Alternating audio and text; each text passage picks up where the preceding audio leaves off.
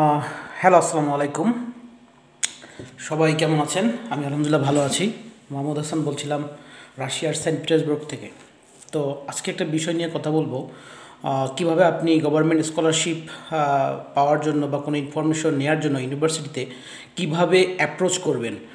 আমি অনেক জায়গায় দেখছি বা অনেকে আমাকে নক করছে যে কিভাবে তারা অ্যাপ্রোচ করবে বা অ্যাপ্রোচ করার ওয়েটা আসলে তারা বুঝতেছে না। তো এই জন্য ভাবলাম যে এটা নিয়ে একটা ভিডিও আমি দেই। তো এই জন্যই আজকে আসা। তো দেখেন, এখানে আপনাকে অ্যাপ্রোচ করতে হবে। আর আমি এর আগের ভিডিওতে আমি বলেছি যে রাশিয়ার প্রত্যেকটা ইউনিভার্সিটির বাজেট এক না।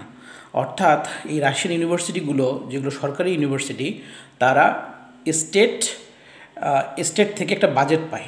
তো এটা কম বেশি থাকে। সেন্ট পিটার্সবুর্গে যেমন হচ্ছে যে ইউনিভার্সিটিগুলো আছে, এরা এরা হয়তো বা একটু বেশি পেতে পারে। আবার হচ্ছে যদি বলি কাজান, সেখানে একটু কম হতে পারে, বা ওখানে বেশি হতে পারে, এর থেকেও বেশি হতে পারে। তারপর হচ্ছে শার্তাফ নামে একটা আছে স্টেট, ওইখানেও কম বেশি হতে পারে। আবার ওই একটা স্টেটের ভিতরে আবার ইউনিভার্সিটির ভিতরেও কম বেশি হতে পারে। তো এই জিনিসটা আপনাকে, এটা আপনি জানেন না যে আসলে কার কাছে কত পরিমাণের আছে, এটা আসলে আমরা কেউ জানি না। তো কোনো কোনো ইউনিভার্সিটি দেখবেন যে ডিরেক্ট তাদের ওয়েবসাইটে লিঙ্ক দিয়ে দিয়েছে যে আপনি এখান থেকে স্কলারশিপের আবেদন করতে পারেন।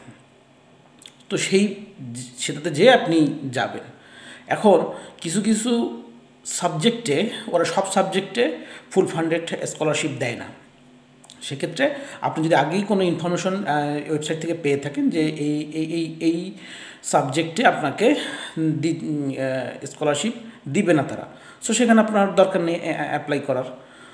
আচ্ছা, এখন আসি যে কিভাবে আপনি জানবেন। যেখানে আপনি দেখতেছেন যে আপনার পোর্টাল লিঙ্ক দেওয়া আছে, তো আপনি ওই থ্রুতে গেলেন, কিন্তু যেখানে নাই, ধরেন আপনি এমন একটা ইউনিভার্সিটি চুজ করলেন যেটা আপনার ভালো লাগে, বা একটা স্টেট চুজ করলেন, তারপর আপনি ইউনিভার্সিটি চুজ করলেন, দেন আপনি সাবজেক্ট চুজ করলেন, আপনি জানেন না আসলে ওখানে স্কলারশিপ দিবে কি না, তা ওখানে আপনাকে ফান্ড ওদের অ্যালোকেশন আছে কি না। সেক্ষেত্রে আপনি যেটা করবেন, যেটা আমি করেছি, করে আমি যেটা উপকৃত হয়েছি, যে ওই সাবজেক্টের যে ভার্সিটি চুজ করলেন, দেন সাবজেক্ট চুজ করার পর দেখবেন ওই সাবজেক্টের যে হেড অফ ডিপার্টমেন্ট কিংবা সুপারভাইজার বলে কিংবা কোর্স কোঅর্ডিনেটর তারা থাকে, তাদের মেইল অ্যাড্রেস সেখানে দেওয়া থাকে। আপনি সুন্দর মতো করে একটা মেইল দিবেন। খুব বেশি মেইলে লেখার কোনো প্রয়োজন নেই।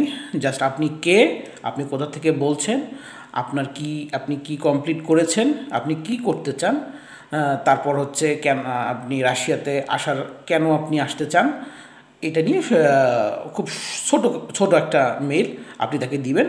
এবং আপনি বলবেন যে আপনি দয়া করে তুমি আমাকে একটা ইনফরমেশন দাও যে আমি এটাতে কোনো স্কলারশিপ আছে কি না, বা আমি এটাতে পড়তে চাই স্কলারশিপ নিয়ে।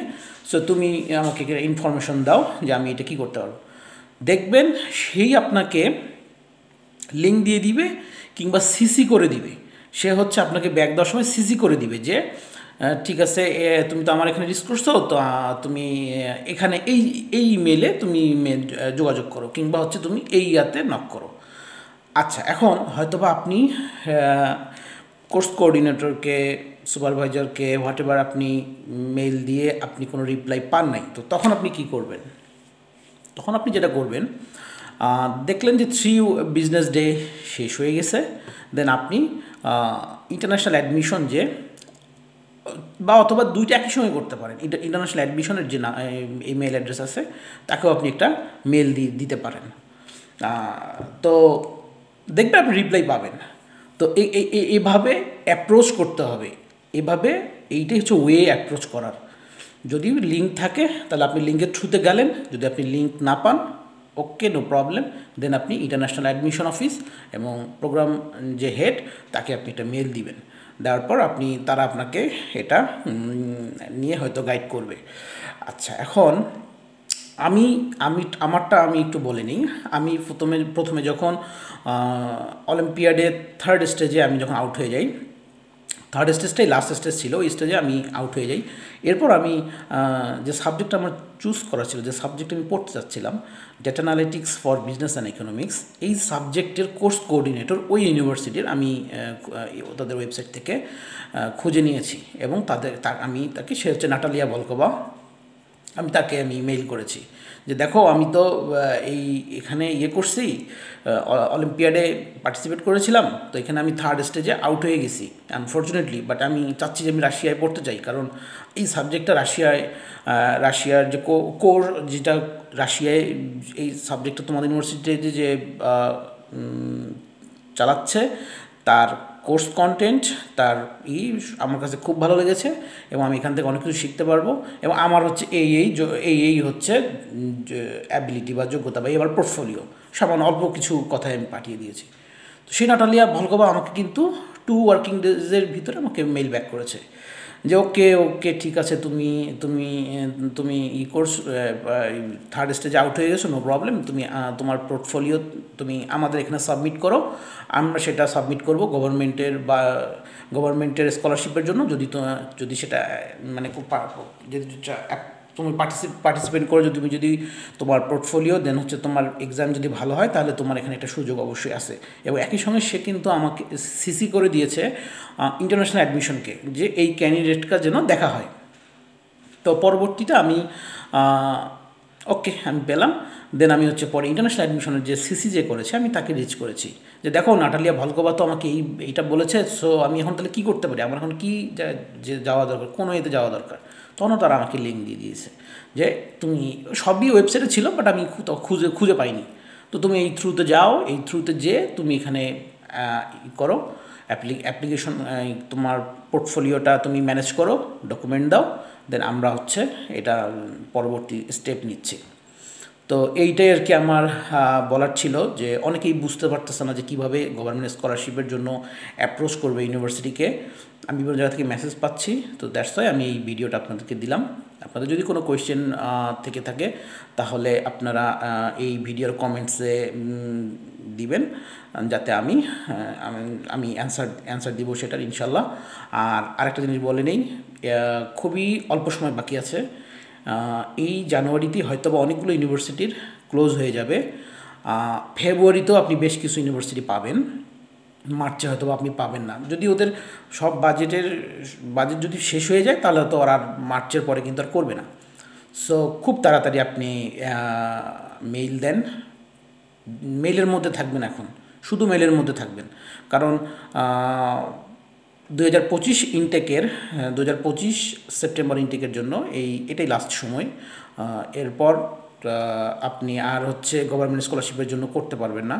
আমি যেটা বলছি এটা রাশিয়ান হাউসের মাধ্যমে, যেটা আমি ওটা বলছি না, রাশিয়ান হাউসের বিষয়টা আলাদা, সেটা হচ্ছে বাংলাদেশ থেকে 100 বা 150 জনের মতো নেয়, সেটা আলাদা, সে প্রসেসটার কথা আমি বলছি না। আমি সেন্ট্রালভাবে রাশিয়া থেকে কীভাবে গভর্নমেন্ট স্কলারশিপ নিতে হবে আমি সেটা বিষয়ে বলতেছি। তো যেহেতু সময় খুবই কম, তো আপনারা খুব তাড়াতাড়ি করে ফেলেন, আর এটা করতে খুব বেশি কোনো ডকুমেন্টস লাগে না, এটা আমি আগের একটা ভিডিওতে বলেছি। তো শুধুমাত্র আপনার হচ্ছে last certificate, then marksheet and হচ্ছে আপনার পাসপোর্টের কপি, যদি আইএলস থাকে, ডুওলিঙ্গো থাকে, ইটস গুড, না থাকলেও প্রবলেম নাই, আপনি আগায় যাবেন। তো আপনার এই ভিডিও থেকে যদি কোনো ইনফরমেশন আপনি পেয়ে থাকেন, আপনার জন্য যদি ভালো হয়ে থাকে, তাহলে আমি রিকোয়েস্ট করবো আমার চ্যানেলটা সাবস্ক্রাইব করার জন্য এবং ভিডিওটা শেয়ার করার জন্য, যাতে আমাদের বাংলাদেশ থেকে অনেক স্টুডেন্ট এখানে আসতে পারে স্কলারশিপে, কারণ এখানে একটা স্কলারশিপের সুযোগ চলছে, এইটা আমাদেরকে নিতে হবে। তো আজকে এ পর্যন্তই আমি রাখি, আর যদি কোনো বিষয় সম্বন্ধে জানতে চান ওই বিষয়টা কমেন্ট করলে আমি ওই বিষয়ের উপর ভিডিও দেওয়ার চেষ্টা করব। আর আমার একটা ফেসবুক গ্রুপ আছে, সেই ফেসবুক গ্রুপটাতে এখানে আমি ফেসবুকের লিঙ্ক আমি এখন দিতে পারতেছি না, কারণ আমার চ্যানেলটা গ্রো হয়নি। এটা একটা নির্দিষ্ট টাইমের পর হয়তো আমি করবে, মানে একটা নির্দিষ্ট সাবস্ক্রিপশন আসার পর হয়তো বা আমাকে লিঙ্ক দেওয়ার জন্য অ্যালাউ করবে। তো আমি এমনি ফেসবুকের লিখব, গ্রুপটার নামটা লিখবো, আপনারা ওটা সার্চ দিয়েও আপনি জয়েন করতে পারেন। এটা হচ্ছে গভর্নমেন্ট স্কলারশিপ অ্যাপ্লিকেন্টদের জন্য এই গ্রুপটা, তো ওটা আপনারা জয়েন করতে পারেন, ওখান থেকেও আপনি অনেক কিছু জানতে পারবেন। তো সবাই ভালো থাকবেন, আজকে এ পর্যন্তই, আসসালামু আলাইকুম।